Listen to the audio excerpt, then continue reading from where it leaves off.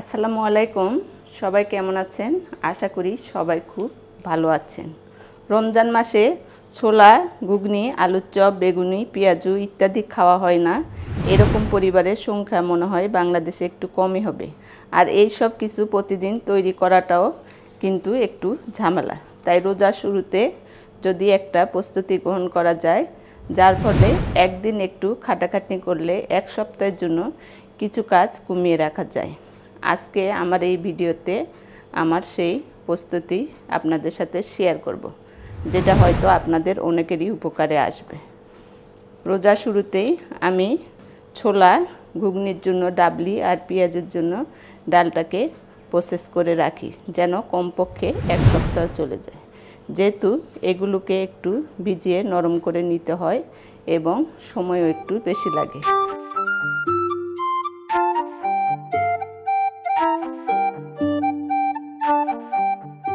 আমি এখানে ডাবলি নিয়েছি হাফ কেজি। এটা আমি এক রাত ভিজিয়ে রেখেছি।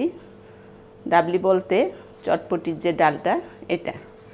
আর ছোলাও নিয়েছি হাফ কেজি, এটাও আমি এক রাত ভিজিয়ে রেখেছি। আর এখানে হাফ কেজি মসুর ডাল নিয়েছি, এটা আমি 3 ঘন্টার মতো ভিজিয়ে রেখেছি। এখন আমি সবগুলো ধুয়ে পরিষ্কার করে নিব।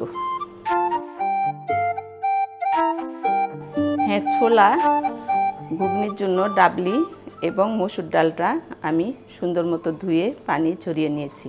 এখন সিদ্ধ করা পালা। হ্যাঁ, ছোলা সিদ্ধ করার জন্য আমি এখানে একটা পাত্র নিয়েছি, ছোলাটা ঢেলে দিলাম। যেহেতু ছোলা সিদ্ধ হতে একটু বেশি সময় লাগে, এজন্য এখানে পর্যাপ্ত পরিমাণ পানি দিয়ে ছোলাটা আমি সিদ্ধ করতে দিব।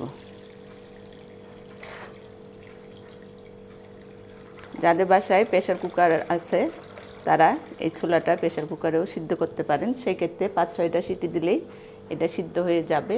এটা এখন আমি চুলার উপর বসিয়ে দিই। এখন আমি ডাবলিটা সিদ্ধ করে নেব, এজন্য একটা পাত্রে ঢেলে দিলাম। ডাবলিতেও আমি পরিমাণ মতো পানি দিয়ে দিব, খুব বেশি দিব না, যেন ডাবলিগুলা পানি পর্যন্ত ডুবে থাকে, সেই পরিমাণ মতো দিব।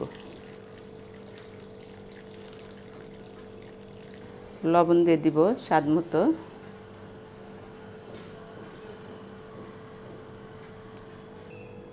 আর বেকিং সোডা দিয়ে দিব হাফ চামচের মতো। এটা কিন্তু অবশ্যই দিবেন ডাবলি সিদ্ধ করার সময়।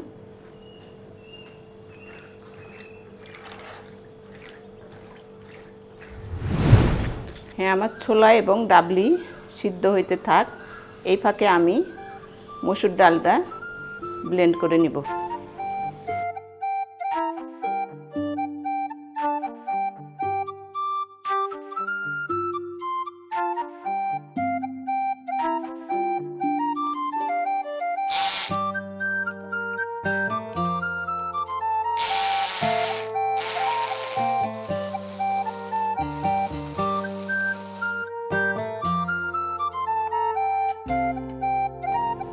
আমার ব্লেন্ড করা হয়ে গেছে। এটা বেশি মসৃণ করব না, একটু আধা ভাঙ্গা টাইপের হবে, দেখতেই পাচ্ছেন। আর এটা ব্লেন্ড করার সময় কোনো পানি দেওয়া যাবে না। এভাবে আমি বাকি ডালগুলোও সবগুলো ব্লেন্ড করে নেব। দেখতেই পাচ্ছেন এই টাইপের হবে। হ্যাঁ, আমার ডালটা ব্লেন্ডার করা হয়ে গেছে। এখন আমি এটা একটা এয়ারটাইট বক্সে নিয়ে নিব।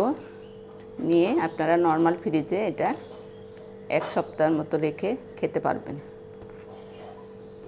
আর বাকি যেটুকু রয়ে গেছে এটা দিয়ে আমি পেঁয়াজু তৈরি করব।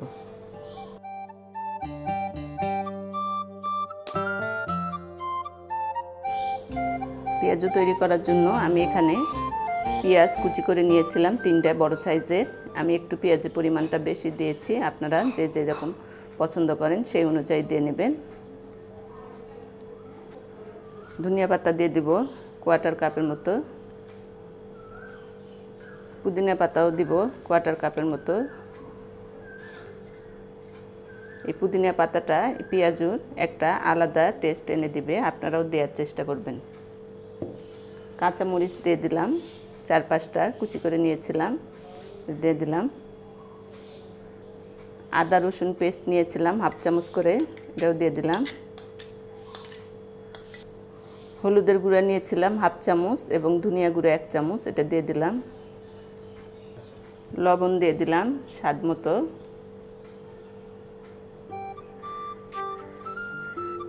সবগুলো উপকরণ একটু মিশিয়ে নিব।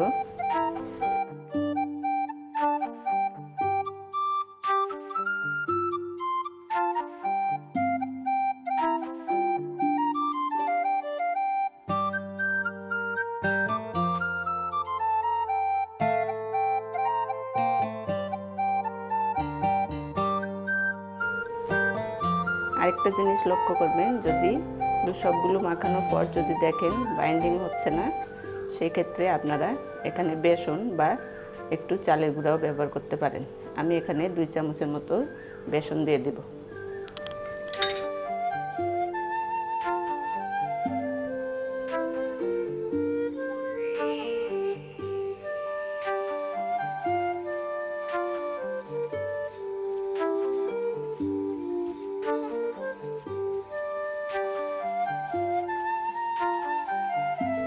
আমার মাখানো হয়ে গেছে। এখন আমি ছোলাটা এবং ডাবলিটা দেখে নিব সিদ্ধ হলো কিনা। হ্যাঁ, আমি ডাবলিটা দেখে নিব। দেখতে পাচ্ছেন আমার ডাবলিটা পুরোপুরি সিদ্ধ হয়ে গেছে।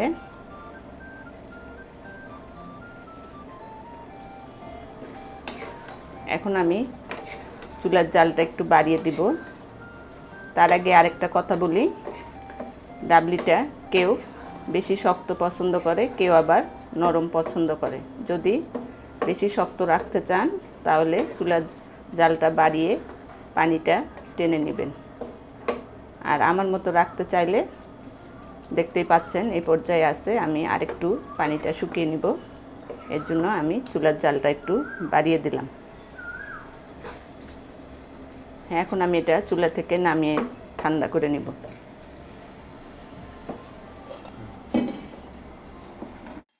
এখন আমি ছোলাটা দেখে নিব। ছোলাটাও আমার সিদ্ধ হয়ে গেছে, দেখতে পাচ্ছেন। এখন আমি এটা চুলা থেকে নামিয়ে পানিটা ঝরিয়ে সুন্দর মতো পরিষ্কার করে নেব। এখন আমি পেঁয়াজগুলো ভেজে নিব। তার জন্য আমি চুলায় একটা কড়াইয়ে তেল বসিয়ে দিয়েছিলাম। তেলটাও আমার গরম হয়ে এসেছে। এখন আমি পেঁয়াজগুলো একে একে দিয়ে দেব।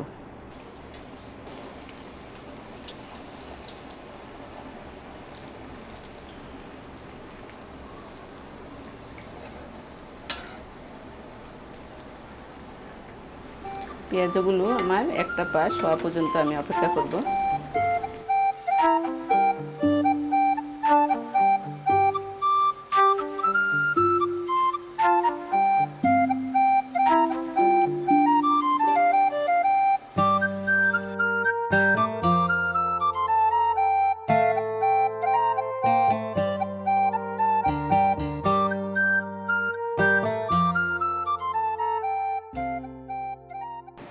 হ্যাঁ, আমার পেঁয়াজগুলো ভাজা হয়ে গেছে। এখন আমি উঠিয়ে নেব।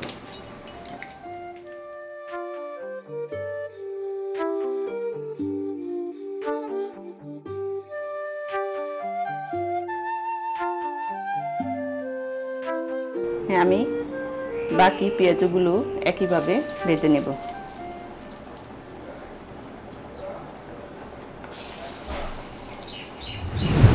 হ্যাঁ, ছোলাটাও আমার এদিকে ঠান্ডা হয়ে গেছে।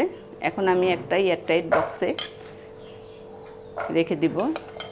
যখন আপনারা ইফতারের সময় যার যতটুকু দরকার ততটুকু বের করে রান্না করে নেবেন। এটা নর্মাল ফ্রিজে 1 সপ্তাহের মতো রেখে খেতে পারবেন।